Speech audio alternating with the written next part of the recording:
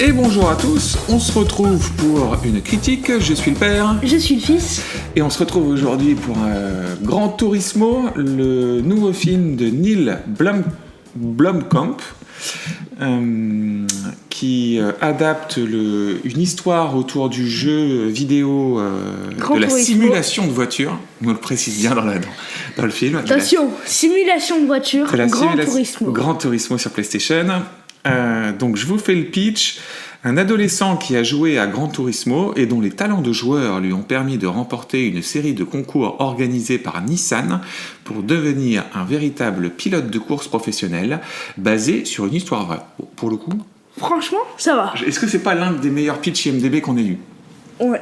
Écoute, on lui met les premiers qu'on a eu, les premiers pour John Wick et tout, ça allait. Ouais, ça allait. Bon, là, on met le saut. Le père et le fils sont d'accord. Oui. Bon, c'est très bien. Mon fils, qu'as-tu pensé de Gran Turismo? J'ai trouvé que c'était un film très chouette. Un film, je le dis comme ça, à voir. Mais c'est un très bon film. Je conseille. Ok, très bien. Et moi, j'ai trouvé ça aussi très bien. J'ai passé un vrai bon moment devant ce film, même si c'est aussi un film qui m'a frustré. Je reviendrai dessus.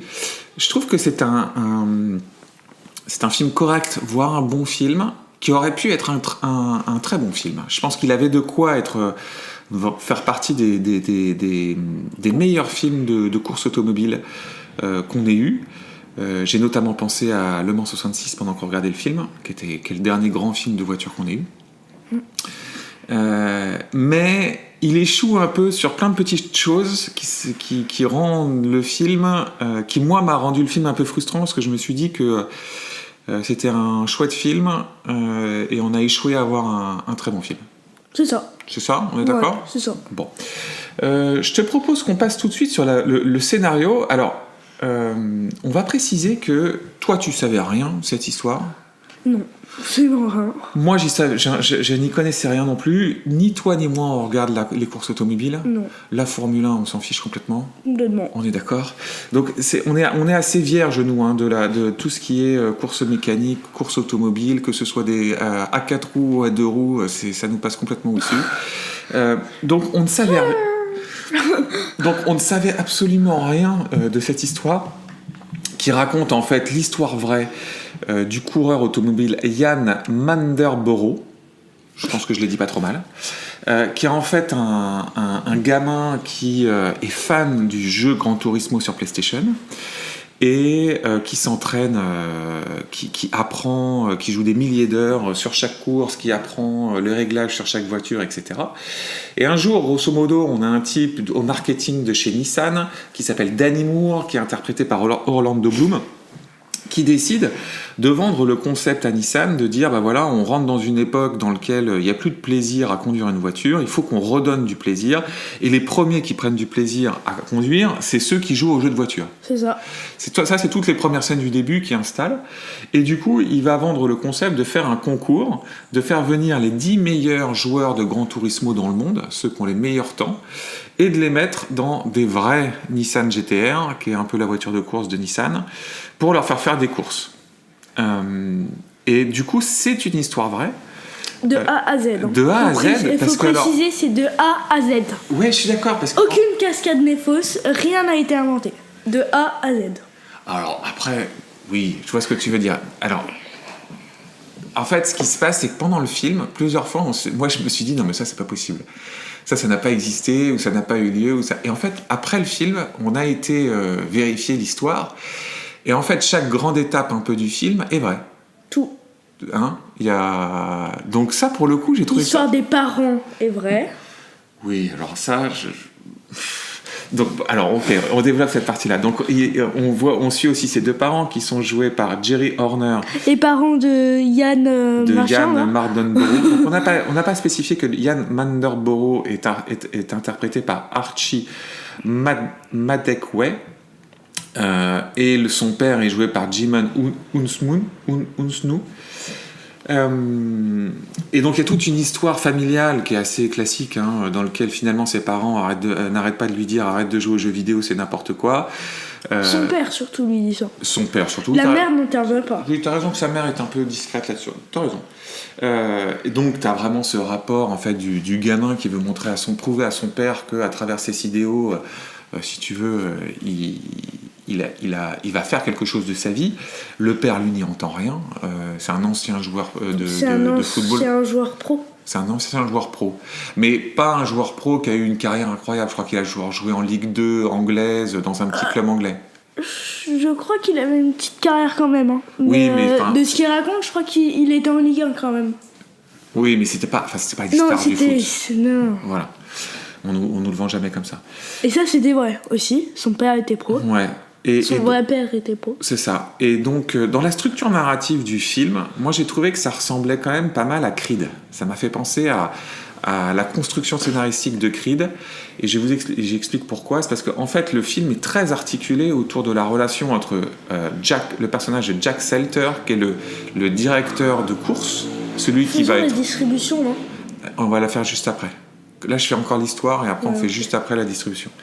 Mais c'est vraiment autour de la relation entre Jack Selter, qui est interprété par David Harbour, l'acteur de Stranger Things et plein d'autres choses. Hein, mais c'est Stranger Things qui l'a vraiment rendu connu. Et donc, du coup, du personnage de Ian Van Der Burg. Et donc, en fait, Jack Selter, c'est un vieux de la vieille de la course automobile qui accepte de prendre en main ces jeunes pilotes. Et tu vas avoir une relation, comme tu le vois dans le premier Creed, entre Stallone et Michael B. Jordan sur le jeune loup qui a des nouvelles techniques, etc. Versus le vieux loup, quoi. Le vieux loup et le jeune loup. Est-ce que tu es d'accord avec ça ? Les jeunes padawan. Est-ce que tu es d'accord avec ça ? Que la structure, c'est un peu ça ? Oui, ça, je suis d'accord. Comment tu as trouvé le scénario ? Chouette. J'ai trouvé très chouette le scénario. Après, il manquait quelques petits trucs. Qu'est-ce qui t'a gêné ? Moi, ce qui m'a gêné, c'était surtout pendant les courses. Il manquait des plans en drone. Alors ça, c'est sur la réalisation. Oui, mais c'est le scénario aussi. C'est des deux. C'est-à-dire qu'en fait, tu trouves que les courses, on voit peu de choses sur la course. Ouais. Alors, moi, j'y reviendrai sur la partie réalisation, mais je suis d'accord avec toi. Moi, il y a un truc qui m'a vraiment posé problème dans le scénar. Globalement, j'ai trouvé ça chouette. C'est une structure narrative assez classique. Ils n'ont rien inventé. Ils ont repris des choses qui ont été faites 1000 fois dans ce genre de film. Mais c'est une structure narrative qui est solide et qui fonctionne bien et qui s'appuie beaucoup sur la relation entre deux personnages. À partir du moment où ces deux personnages sont forts, ça fonctionne. Et pour le coup, le personnage de Jack Selter, je le trouve très bon. C'est le personnage, moi, de Ian Van Der Burg que je trouve moins intéressant, mais je le trouve moins intéressant à cause de l'acteur, non pas à cause de son histoire. Je trouve que pour le coup, son histoire, elle est vraiment passionnante. Mais ça, je suis pas d'accord avec toi. Mais ça, on y reviendra. C'est un des points sur lequel on n'est pas d'accord. Par contre, moi, il y a un truc qui m'a vraiment frustré. Parce qu'en fait, tu sens que ça a été esquissé dans le scénar à quelques moments, mais ça n'est pas développé, alors que pour moi, c'est le cœur de l'histoire. Je te l'ai dit en sortant. Je t'ai dit, je pense que pourquoi, en fait, ce gamin-là, il est plus fort que les autres pilotes, parce qu'il a quand même une histoire de fou. C'est-à-dire que c'est un gamin qui joue à Gran Turismo. Du jour au lendemain, on le fout dans une bagnole alors qu'il sait à peine conduire, dans une voiture qui est capable d'aller à 300 km/h, et il commence à battre tout le monde. Et il va même faire les 24 heures du Mans, etc. Et donc, toute cette histoire... Et il a fini 3e. Et c'est ça. Et toute cette histoire est vraie. Donc c'est... c'est ce que je dis. Donc ça, c'est assez dingue. Donc on se dit, mais comment ce gamin, pourquoi et donc... Je trouve que le film nous fait un peu croire que c'est un génie, alors que je pense qu'en réalité, sa force, c'est qu'il a répété pendant des milliers de fois les parcours qu'il fera après. Il les a fait dans le jeu Gran Turismo. Alors bien sûr, il n'a pas l'impact physique que ça peut avoir. Il le développe d'ailleurs dans le film, le côté être pilote, c'est se prendre beaucoup de jets, de devoir toujours réagir en des microsecondes. Je crois que c'est 3 fois ce que prend... Les mecs dans une fusée, là. Ouais, c'est ça. Un truc comme ça. Mais ils expliquent à quel point il faut être hyper résistant d'un point de vue physique et que là, c'est des geeks, quoi, tu vois. Donc, ils sont pas du tout préparés à ça. C'est clair. Mais il développe pas assez le fait que, je trouve, et c'est moi ce que je trouvais le cœur qui était super intéressant, c'est de dire, en fait, il a fait quelque chose que les pilotes pros ne pourront jamais faire. Les pilotes pros ne peuvent pas s'exercer 1000 fois, 2000 fois, 3000 fois sur un circuit parce qu'en fait, ils sont toujours obligés d'essayer de de faire les choses À la perfection. À la perfection, parce que sinon ils vont se planter. Alors Alors que lui... eux, les geeks, en fait, ils peuvent réessayer tant de fois qu'ils veulent. S'ils crachent la voiture ou quoi que ce soit, ils risquent pas leur vie et sinon ils resettent. Ils resettent, exactement. Et en resettant, ça leur permet de tester plein de choses que les vrais pilotes ne peuvent pas. Et du coup, il a une expérience différente de ce qu'une voiture peut faire ou ne peut pas faire que dans la réalité. Et c'est marrant parce que de temps en temps, tu le vois dans le film, mais je trouve que c'est pas assez appuyé, alors que je trouvais que c'était vraiment le truc vachement intéressant de montrer que finalement, ces nouvelles technologies ont amené un nouveau type d'athlète. C'était une super idée et je trouvais ça super intéressant de faire ça et c'est pas assez poussé et je trouve que c'est dommage parce qu'ils le cachent derrière un côté il est hyper talentueux et bien sûr qu'il doit être hyper talentueux, mais moi je continue à penser que c'est son côté besogneux et le fait qu'il en ait fait des milliers de fois qui fait qu'à la fin il est meilleur. Et je trouvais que c'était un message fort, c'est ce que je t'ai dit en sortant. Ils auraient pu le sortir en disant finalement, peu importe le talent, le travail paye toujours. Oui, je suis d'accord. Tu me rejoins là-dessus ? Oui, je suis complètement d'accord là-dessus. Et ça, j'aurais aimé que ça ressorte plus. Et du coup, ça fait partie de mes frustrations sur la question du scénar. Allons sur Est-ce que tu as quelque chose à rajouter sur la question du scénar ? Non. Bon, très bien. La question de la distribution. Je l'ai développé un peu sur les personnages. Il y a pas énormément, enfin il y a pas mal de personnages, mais en réalité il y a deux personnages principaux importants, qui est donc David Harbour qui joue le personnage de Jack Slater qui est le directeur de course. Grosso modo, si je continue ma comparaison avec Creed, c'est l'équivalent de Stallone dans Creed. Et on a Archie Madekwe, que je connaissais pas moi, qui joue Ian Mundurborough, qui est l'équivalent du personnage de Creed, donc Michael B. Jordan dans Creed. Qu'est-ce que tu as pensé de ces deux acteurs ? Alors j'ai une petite préférence pour... Ah, il était dans Midsommar. Donc je l'avais vu. Donc t'as vu Midsommar, mais Archie Madekwe, il était dans Midsommar. Ah, ok, intéressant.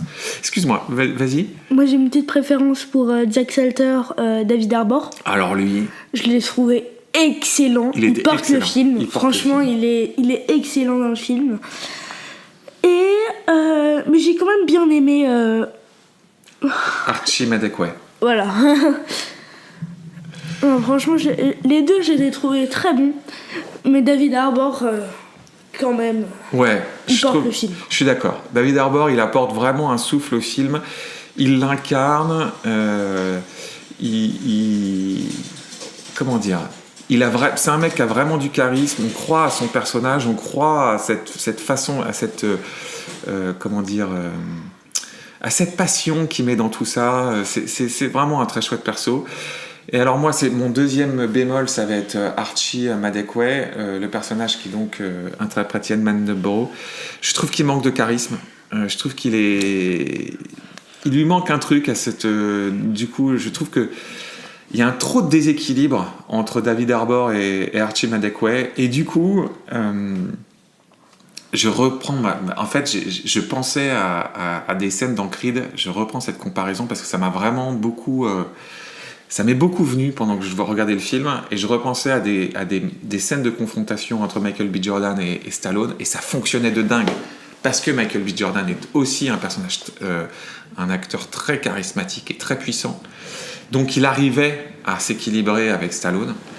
Mais ce que Archie Madekwe, je trouve, n'arrive pas du tout à faire avec David Harbour. C'est-à-dire que, tu vois, David Harbour, il bouffe tout l'écran.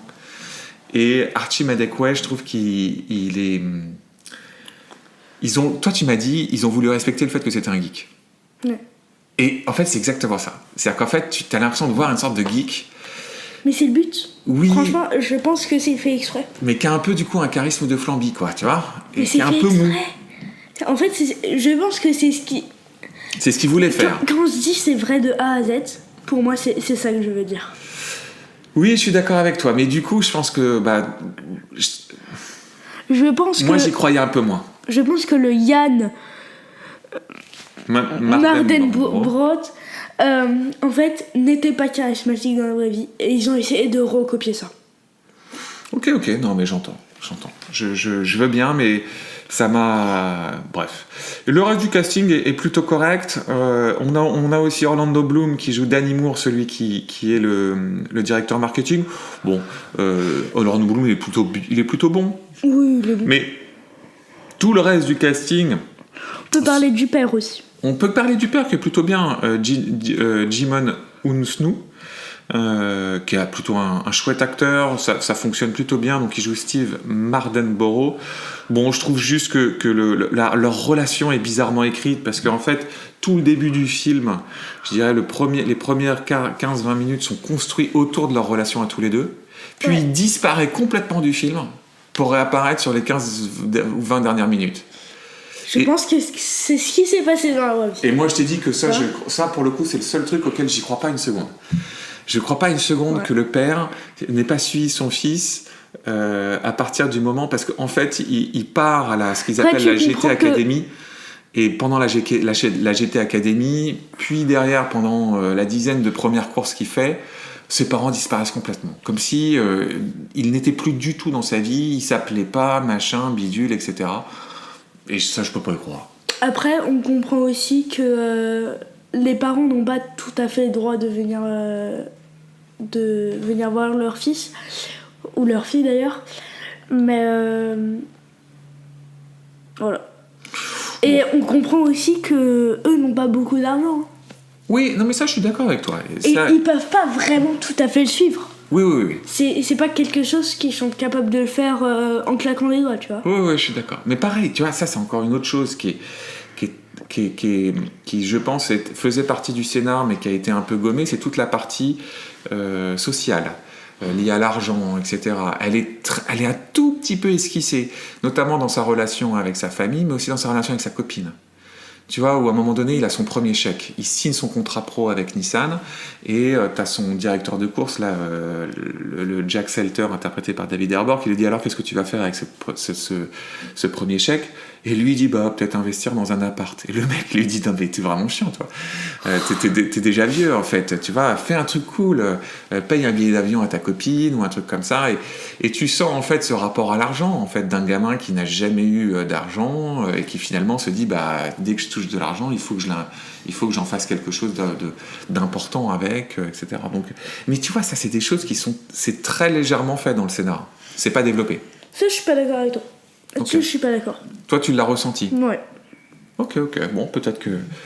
Ok, très bien. C'est peut-être moi suffisant, finalement. Passons à la réalisation. Alors, donc c'est un film de Neil Blomkamp. Moi, c'est un réalisateur dont je suis la carrière avec un grand intérêt. Donc, il est sud-africain. On l'a découvert avec District 9 en 2009, Elysium en 2013. Ensuite, il a fait Chappie en 2015, qui sont pour moi 3 films qui sont vraiment très chouettes, surtout District 9, qui était son premier film. Alors toi, tu n'en as vu aucun. Et c'est vrai qu'on n'a pas eu le temps j'ai pas eu le temps de te montrer certains films de Neil Blomkamp. Donc il faut savoir que Blomkamp, c'est un type qui a été repéré à la base par Peter Jackson, le réalisateur de la trilogie du Seigneur des Anneaux et de la trilogie du Hobbit aussi, et de King Kong et de plein de choses.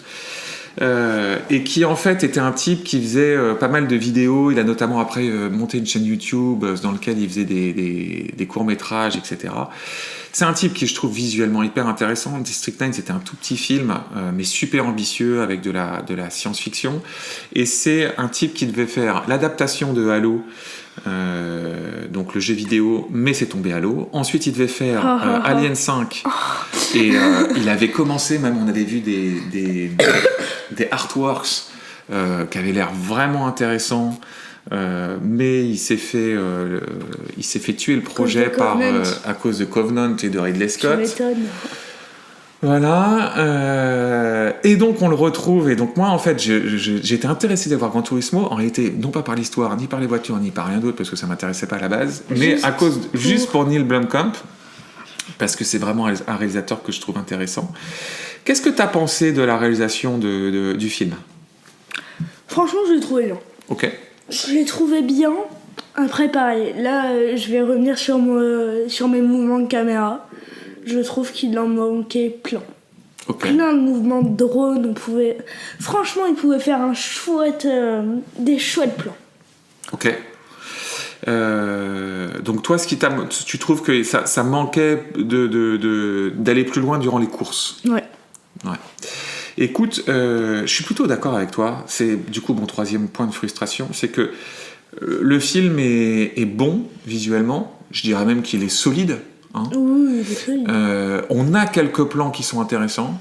Mais il n'y en a pas assez. Mais il n'y en a pas assez. Ça manque de folie, ça manque d'un truc. On sent qu'il y a une sorte de formatage un peu, comme s'il avait eu une des formes de restriction. Alors, tu sens dès le début qu'il essaye de mixer en fait les visuels que tu peux avoir dans un jeu de course type Gran Turismo et la réalité. Et ça, je trouve que j'ai trouvé ça chouette. Et moi aussi, j'ai trouvé ça plutôt chouette. C'est plutôt sympa. Mais encore une fois, c'est pas poussé. On sent que c'est... Oh, ça, je suis pas d'accord. C'est esquissé, on le voit un peu, mais c'est pas développé à mort. Je sais pas. Non. Là-dessus, quand il passe en vue du conducteur, en fait, je trouve qu'on voit bien quand même tout ce qui est jeux vidéo, tout. Moi, ce qui m'a vraiment manqué, c'est les plans de drone. C'est les plans de drone. Ouais. Donc en fait, pourquoi ? C'est parce que donc on voit plusieurs courses. Hein. On en voit quand même pas mal d'ailleurs.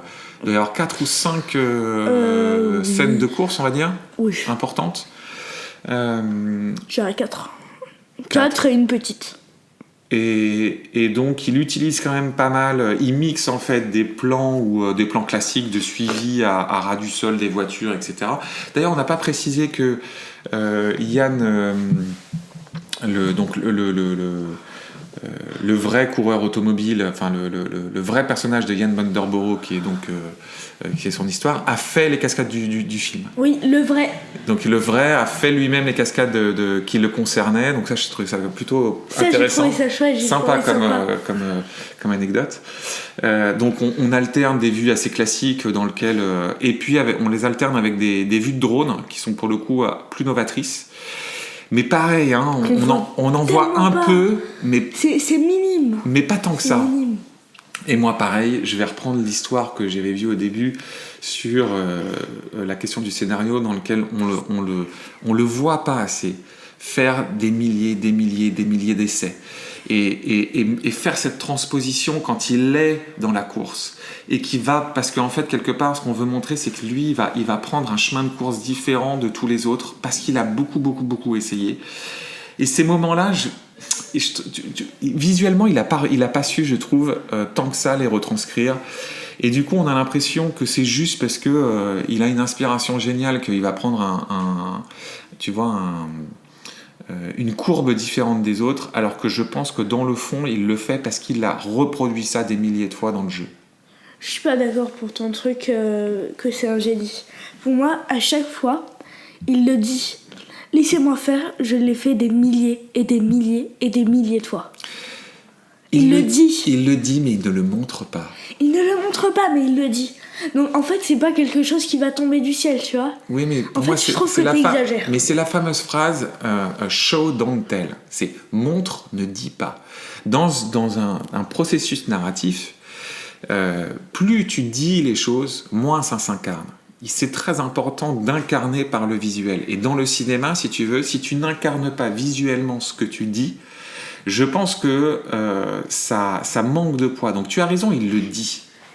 Mais le dire et ne pas le montrer, je trouve que tu passes à côté d'un des trucs qui est le cœur quand même de l'histoire. Oui, mais ce que je veux dire, c'est que c'est pas un truc qui tombe du ciel. C'est ce que tu dis. Je suis exactement. Mais et même, je trouve que ce qui est étrange, c'est qu'il ne le met même pas en parallèle avec, parce qu'évidemment, ils vont construire en fait des antagonistes dans la course. Ils le construisent deux antagonistes, Kappa et un autre. Un Allemand, voilà. Et eux, tu ne vois jamais leurs caractéristiques. Ils n'essayent jamais visuellement de te dire, voilà, eux, leurs caractéristiques de course, c'est ça. Versus lui, ses caractéristiques, c'est ça. Et c'est comme ça que ses caractéristiques... Tu vois, je reprends mon anecdote de Creed. Tu vois, ils essayent dans ces scènes de boxe de dire, bah voilà, ses forces à lui, c'est ça. tes forces à toi, c'est ça, ses faiblesses, c'est ça, tes faiblesses, c'est ça, et c'est comme ça que tu dois jouer. Et après, dans la réalisation, il te les montre. Regarde, dans le Creed 3 qu'on a vu ensemble, il essaye même de l'intégrer avec, tu sais, des visuels de shonen, où à un moment donné, il te dit, tu sais, t'as des plans de caméra dans lesquels il va dire, ça, c'est ici où il doit taper. Tu vois, il analyse quelles sont les forces. Ça, tu l'as pas du tout dans le film. Je trouve que c'est dommage. Oui, je suis d'accord. Voilà. Et encore une fois, je trouve que c'est bien, mais ça aurait pu être super en allant un peu plus loin. Oui, ok. Bon, voilà. Est-ce que tu veux rajouter quelque chose sur la réalisation ? Non, pas forcément. Bon, très bien. Je pense qu'on a déjà dit plein de choses sur Gran Turismo. Mon fils, est-ce qu'on conseille Gran Turismo, le dernier film de Neil Blomkamp ? Oui, je le conseille. Tu le conseilles. Un solide conseil. Solide conseil. Si tu devais lui donner une note ? 16,5. 16,5, c'est une bonne note. Et moi aussi, je le conseille, c'est un bon film. C'est un bon film de l'été. Je garde des frustrations parce que je pense que derrière ce bon film, il y avait un très bon film, mais il manquait un petit peu de choses pour en arriver à un très bon, mais ça reste un bon film. Je le recommande aussi, et si moi je devais lui donner une note, je lui donnerais un 6,5. Sur 10 ? Sur 10. Ok. Un 6,5 sur 10, solide. Voilà. Un bon film. Ok. Qui aurait pu être un 7, 7,5, mais voilà. Bon. De ton regard d'enfant ? Non, c'est tout public. C'est tout public, je suis d'accord. Hein. Pour le coup, là, même un enfant de 6-7 ans qui est fan de voitures, on peut l'emmener. C'est un peu impressionnant quand même. Hein. Tu parles de quoi ? Ces accidents. Je suis d'accord, mais on voit jamais, si tu veux, on voit pas de sang, on voit pas de corps, on voit pas de... Ah oui, non.